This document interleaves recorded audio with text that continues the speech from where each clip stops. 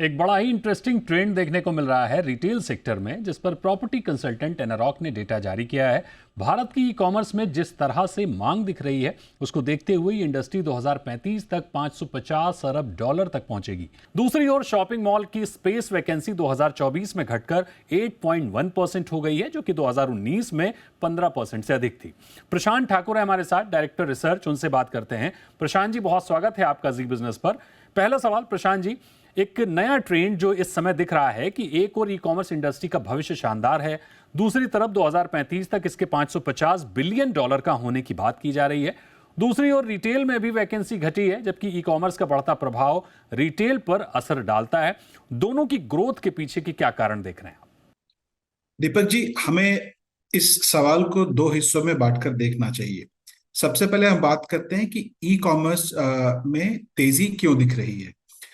आपने जैसा सही आंकड़ा बताया कि $550 बिलियन वैल्यू में होने वाला है हमारा ई कॉमर्स। उसके पीछे दो तीन कारण है। आप देखिए जिस तरीके से टेक और इंटरनेट पेनिट्रेशन का इवोल्यूशन हुआ है। टीयर 2 टीयर 3 सिटीज में भी आज के डेट में सभी के पास स्मार्टफोन है, और आपने आरबीआई का भी डेटा देखा होगा जहां पे अर्बन कंजम्पशन में आपको थोड़ी सी गिरावट दिखी है, पर आपको रूरल कंजम्पशन में काफी बढ़ोतरी मिली है। हमने देखा है कि consumption pattern tier 2 tier 3 city में काफी स्ट्रांग हो रहा है। सो ई कॉमर्स में अगर आप देखें, सबसे बड़ा योगदान अभी टीयर 2 सिटीज का ही हो रहा है। आज के डेट में अगर आप देखें आंकड़ों के हिसाब से, तो 56% ऑनलाइन शॉपर्स टीयर 2 और टीयर 3 सिटीज से आते हैं। तो मैं कहूंगा कि टेक्नोलॉजी का बढ़ता प्रभाव, इंटरनेट का स्ट्रांग पेनिट्रेशन, खर्च करने की कैपेसिटी बढ़नी एक ट्रेंड है। और हमें एक चीज और ध्यान रखना चाहिए कि यंगर जनरेशन ऑनलाइन परचेज और ट्रांजैक्शन में काफी भरोसा रखती है कंपेयर टू ओल्डर जनरेशन। सो ये कुछ चंद कारण है जिनकी वजह से हमने ई कॉमर्स में काफी बढ़ोतरी देखी है। दूसरा हिस्सा जो आपके सवाल का है कि भाई ई कॉमर्स भी बढ़ रहा है और रिटेल स्पेसेस भी काफी डिमांड में है, तो हमें इसमें थोड़ा सा रिटेल स्पेसेस के डेटा को थोड़ा पील करके देखना पड़ेगा। Let us peel the onion. अगर आप देखें हमारे ओवरऑल ग्रेड ए स्टॉक जो मॉल है, रिटेल मॉल का करीब 75 से 80 मिलियन स्क्वायर फीट का है। उसमें से अगर आप देखेंगे तो करीब 13 से 15% जो मॉल स्पेसेस है, आप उनको ग्रेड सी और ग्रेड डी मॉल्स में क्लासिफाई कर सकते हैं। इन दो चीजों को अगर आप देखें तो एक तरफ आपने देखा ई कॉमर्स काफी बढ़ रहा है, दूसरी तरफ रिटेल ग्रेड ए मॉल्स में वैकेंसी की कमी आई है। वही अगर आप ग्रेड सी और ग्रेड डी मॉल की बात करें, वहां पे वैकेंसी लेवल अभी भी काफी हाई है। प्रशांत सर, आपकी रिपोर्ट के मुताबिक जो इंटरनेशनल रिटेलर्स हैं, उनका फोकस बढ़ा है भारतीय बाजार में, खासकर टीयर 2 और टीयर 3 शहरों की ओर। हमने देखा कि 2024 में सप्लाई 1 मिलियन स्क्वायर फीट थी और मांग थी 6 मिलियन स्क्वायर फीट। अर्बनाइजेशन तेजी से बढ़ रहा है, तो रिटेल की ग्रोथ स्टोरी आप कैसे देख रहे हैं? बिल्कुल दीपक जी, देखिए जब एक इंटरनेशनल ब्रांड और रिटेलर और मॉल ऑपरेटर्स जब एक मॉल की प्लानिंग करते हैं, वो आगे आने वाले 5-10 साल के हिसाब से प्लानिंग करते हैं कि वहां पे कंजम्पशन पैटर्न कैसे इवॉल्व होने वाला है, वहां की लोकल इकोनॉमी कैसे ग्रो करेगी, जिसके वजह से वहां पे लोगों का स्पेंडिंग पावर बढ़ेगा। तो अगर आप अभी देखें जिस तरीके से टीयर 2 टीयर 3 सिटीज के आसपास डेवलपमेंट हो रही है, उड़ान स्कीम के थ्रू आप देखें छोटे से छोटे शहरों में एयरपोर्ट्स आ रहे हैं। रोड्स की वजह से आपके भारत के हर कोने में कनेक्टिविटी बढ़ रही है। लोकल इकोनॉमी ड्यू टू, आप देख लीजिए, local tourism, spiritual tourism, warehousing, logistic, इन कोने कोने में जा रही हैं।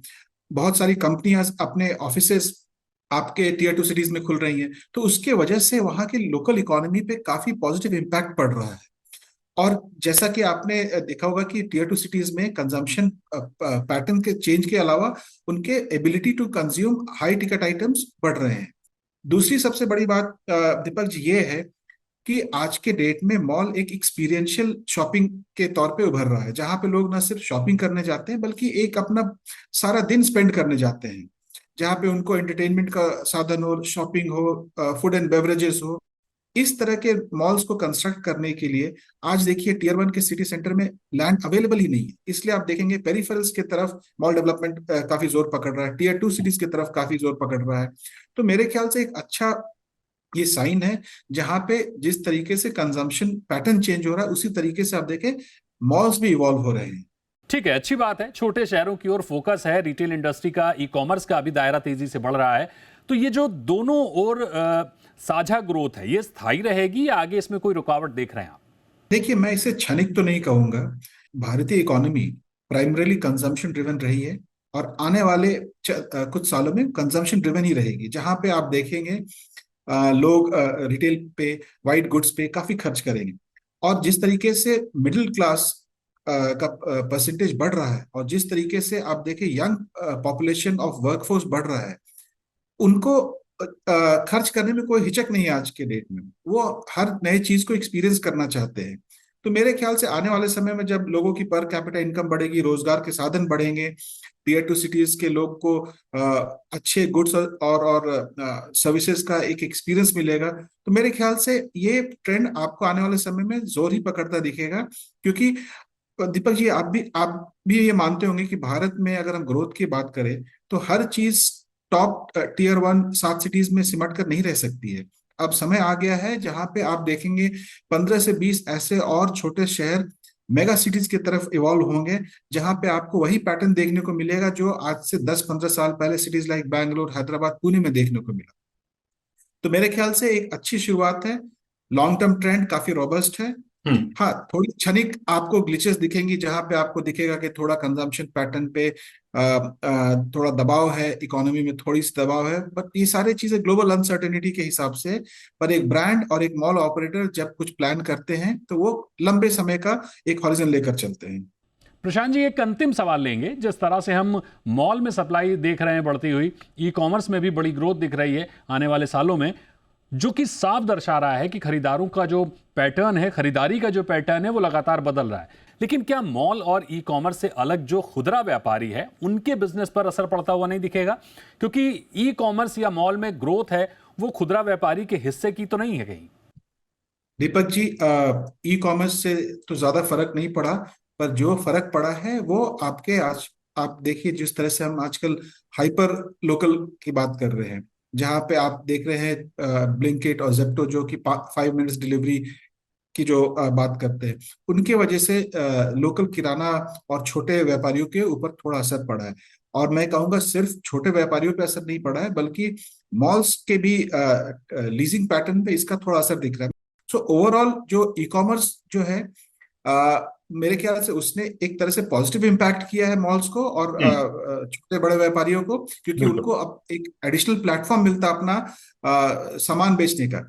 नुकसान जो हुआ है उनको वो हाइपर लोकल डिलीवरी मॉडल से, जहां पे बहुत जो बिल्कुल। कंपनियों ने अपना खुद का डार्क स्टोर खोल लिया है और खुद से हम्म। अपने स्टॉक्स वहां रखने लगे हैं, तो वहां पे असर दिखा है। बहुत शुक्रिया करेंगे आपका प्रशांत जी, हमारे साथ जुड़ने के लिए।